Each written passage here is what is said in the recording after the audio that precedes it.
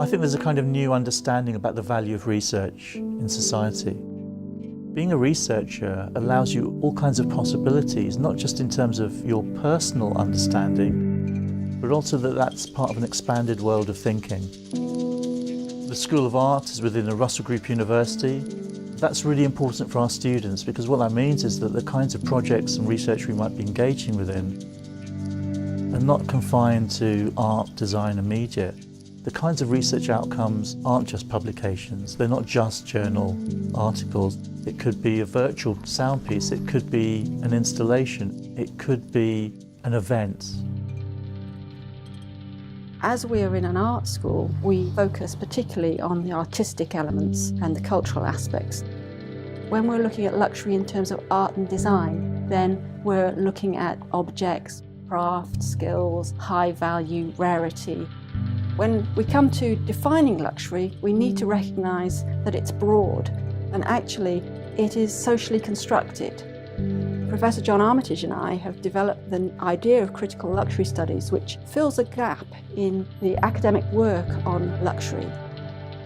We are the only research group that really is exploring luxury in contemporary terms and also understanding luxury as something that needs to be thought about critically.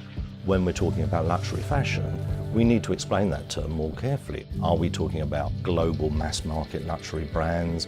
Are we talking about individual creative designers? Are we talking about very, very exclusive high-end haute couture?